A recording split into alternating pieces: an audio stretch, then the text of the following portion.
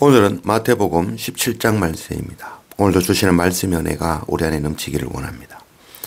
이 세상 모든 사람들은 다 열심히 살아가죠. 어떤 사람은 일하는 데 열심이고 어떤 사람은 노는 데 열심이죠. 어떤 사람은 좋은 일에 열심이고 어떤 사람은 나쁜 일에 열심인 것이죠. 또 어떤 사람은 살리는 일에, 또 어떤 사람은 죽이는 일에 열심인 경우도 있습니다. 이와 같이 세상 모든 사람들은 자기 방법으로 열심히 살고 있죠. 그러나 하나님 없는 열심은 아무것도 아니며 오히려 죄만 더할 뿐임을 알아야 될 것입니다. 1절 엿새 후에 예수께서 베드로와 야고보와 그 형제 요한을 데리시고 따로 높은 산에 올라가셨더니 그들 앞에서 변형되사 그 얼굴이 해같이 빛나며 옷이 빛과 같이 휘어졌더라. 그때에 모세와 엘리야가 예수와 더불어 말하는 것이 그들에게 보이거늘. 예수님께서 베드로와 야고보와 요한과 함께 변화산에 오르셨습니다.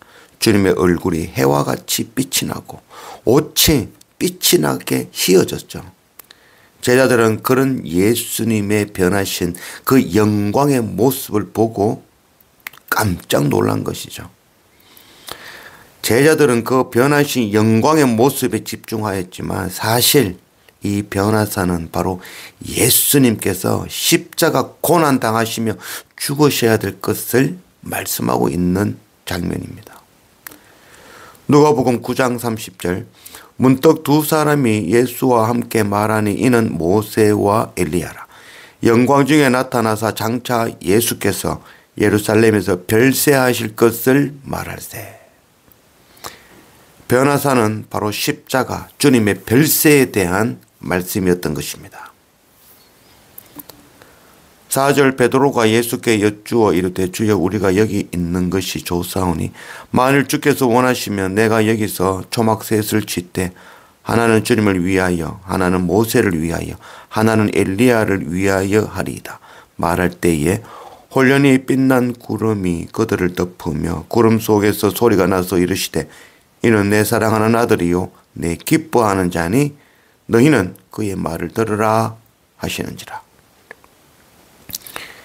베드로는 예수님의 그 변하신 영광의 모습을 보며 여기가 좋사오니 이곳에 머물기를 원합니다. 그렇게 이야기했지만 주님은 모세와 엘리야와 함께 십자가 고난에 관하여 이야기를 나누고 있었던 것이죠. 그런 가운데 베드로는 주님을 통하여 얻게 되는 그 영광에만 관심이 있었던 것입니다. 예를 들어서 병원에서 곧 죽음을 준비하는 환자 앞에서 이 병원 시설이 좋다. 아이고 여기에 막 살아도 되겠다. 라고 이야기한다면 참 경우 없는 그런 말이며 정말 무지한 말이 아닐 수 없다 할 것입니다. 십자가 고난을 알지 못하는 은혜, 그것은 바로 값싼 은혜인 것이죠. 예수 믿고 열심히 헌금 많이 하고 열심히 섬기고 봉사해서 그러니까 그것을 통해서 내가 세상을 복을 받아 누리겠다. 성공하고 돈 많이 벌어 영광 얻겠다라고 생각한다면 그것이 바로 우상 숭배이며 하나님을 배척하는 무지한 열심이라 할 것입니다. 16절 내가 주의 제자들에게 데리고 왔으나 능히 고치지 못하더이다. 예수께서 대답하여 이르시되 믿음이 없고 패역한 세대요 내가 얼마나 너희와 함께 있으며 얼마나 너희에게 참으리요 그를 이리로 데려오라 하시니라. 이에 예수께서 꾸짖으시니 귀신이 나가고 아이가 그때부터 나으니라. 이때에 제자들이 조용히 예수께 나와 이르되 우리는 어찌하여 쫓아내지 못하였나이까.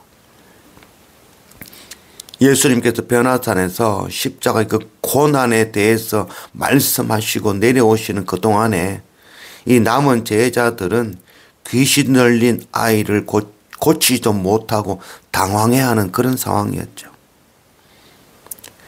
예수님께서 그 모습을 보시고 어느 때까지 내가 이 너희와 함께 하겠냐. 이 믿음이 없는 자들아. 그들을 꾸짖으시며 귀신을 쫓아주신 것이죠. 왜 제자들은 귀신을 쫓아내지 못했을까요? 20절 이르시되 너희 믿음이 작은 까닭이니라. 진실로 너희에게 이르노니 만일 너희에게 믿음이 겨자씨 하늘만큼만 있어도 이 산을 명하여 여기서 저기로 옮겨지라 하면 옮겨질 것이요 또 너희가 못할 것이 없으리라. 제자들에게는 그 겨자씨 하늘만큼의 믿음이 없었기 때문입니다. 이 겨자씨는 이 들깨씨와 동일하게 그렇게 크기가 작죠. 그렇게 작은 그 믿음이 없었기에 병을 고치지 못했던 것이죠. 믿음이 작다라는 말은 영어로는 믿지 않는다는 말이죠. 터키어로는 믿음이 말랐다. 시도 없이 말라버렸다라는 그런 뜻입니다. 하나님의 크신 사랑과 십자가 예수 그리스도의 그 은혜를 알지 못하는 것은 믿음이 아닌 것입니다.